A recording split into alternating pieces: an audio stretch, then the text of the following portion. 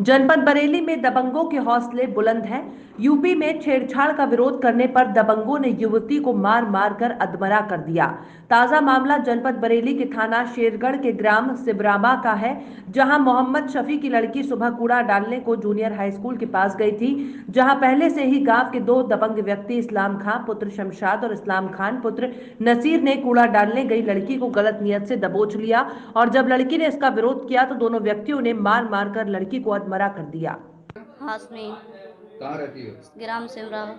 क्या घटना हो गई यार, तुम्हारे साथ क्या मैं घटना कूड़ा हुई? बगलने गई थी वहाँ जूनियर हाई स्कूल के धोरे। इन्होंने मुझे आज कहीं से गाड़ी से आ रहा है, इन्होंने गाड़ी से हंसिया लाए घर में से निकाल कर, और इन्होंने मैंने दोनों ने पकड़ा मुझे और मेरे जे सीने पे हाथ चलाया और इन्होंने झंपड़ उम्पड़ फाड़ा। इस्लाम ने दो इस्लाम थे, एक शमशाद का इस्लाम और एक नसीर मुल्ला जी का इस्लाम, ये दो थे। फिर क्या हुआ? इन्होंने मेरे हसिया से झंपड़ उम्पड़ फाड़ा, अल्लाह और लेती गर्दन उतारूंगा, और इन्होंने खूब हाथ चलाए मेरे सीनों ऊने पे सब में, और इन्होंने मेरे घूसा पेट उट में लाता उता मारी है, सीने पर लाता मुँह मारी है सब में। इन्होंने रंजिश मानते हैं तुमसे? रंजिश कोई बात की नहीं थी। कल खेत को लड़ाई हुई थी? हाँ, कोई लड़ाई वो जरा सी बात हो गई तो कल से तो बात क्षमा हो गई है वो। अच्छा, खेत को लेकर ही बात हुआ? हाँ हाँ, घोड़ा डालने जा रही थी? हाँ, मैं कूड़ा डालने जा रही थी। रास्ते में रोका तुम? हाँ, रास्ते में इन्होंने मुझे रोका और रोक के नहीं मुझे इन्होंने पकड़ के नहीं खूब मारा इन्होंने मुझे। तो और कौन उठा के लाया वहाँ से? कोई नहीं, मुझे किसी ने, मेरी अम्मी बाद में पता लगी मेरी अम्मी को, तो मेरी अम्मी गई होंगी, मुझे तो उठा के लाई हैं। ये मेरा नाम ममता देवी है, गांव नवाल में रहती हूँ मैं, और मैं आशा का कार्य करती हूँ। क्या इल्ज़ाम है आपका?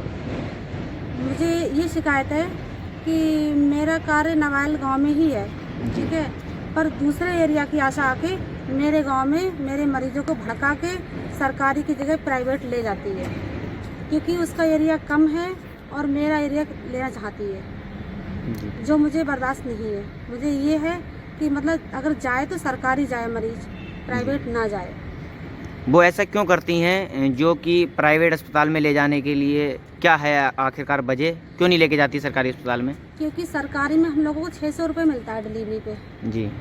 दूसरी बात, अगर हम उसके बच्चे की देखभाल कर रहे हैं तो उस पर 250 रुपये मिलता है। कुल मिला के हमें इतना ही पैसा मिलता है, और मानदेय सूची भी मिलती है, उसका ही पैसा मिलता है। और प्राइवेट में उन लोगों को जो भी पैसा जमा करवाते हैं वो लोग, तो उसका 40%, 50%, 35% ये देते हैं। उसे मोटी रकम मिलती है हॉस्पिटल से, प्राइवेट वालों से। इसीलिए उसे ये लालच है कि मैं प्राइवेट लेके जाऊंगी तो मुझे पैसा ज़्यादा मिलेगा। आशा का? उस आशा का नाम है सुमन देवी। डाल रही हैं? हाँ, सुमन देवी बहुदनपुर की आशा है, उसकी आबादी भी कम है, और वह अपने गांव के या क्षेत्र के ना ले जाके कार्य क्षेत्र मेरे यहाँ के मरीजों को भड़काती है कि सरकारी में कोई सुविधा नहीं है, कि ये नहीं है, वो नहीं है, दवाइयाँ पर गौर नहीं देते हैं, और प्राइवेट ले जाती है उनको। मतलब वह अस्पताल की बुराइयां करती हैं जाकर? हाँ। जबकि वो आशा सरकारी अस्पताल की ही हैं? हाँ, वो आशा सरकारी हॉस्पिटल की है, लेकिन फिर भी वो बुराइयाँ करती हैं, जिससे कि उनके पास जाए फिर उन्हें मतलब प्राइवेट ले जाए। क्या आज तक आपसे किसी मरीज ने शिकायत की उनकी, या बताया आपको?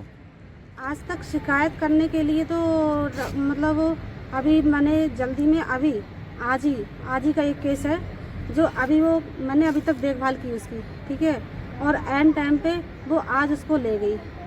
मैंने उससे कहा सरकारी में चलूँगी, कहीं भी चलो, मैं चल सकती हूँ, तो उसने बोला कि मैं आज नहीं कल जाऊँगी, कल नहीं परसों जाऊँगी। लेकिन आज एंड टाइम पे मैं घर पे थी और पता लगा मैं 2 मरीजों को और लेके आ रही थी आज बहेड़ी हॉस्पिटल में, लेकिन उसने क्या किया, वो जो एक मरीज़ था उसको लेके प्राइवेट चली गई, जो अभी भी रेशमा हॉस्पिटल में भर्ती है।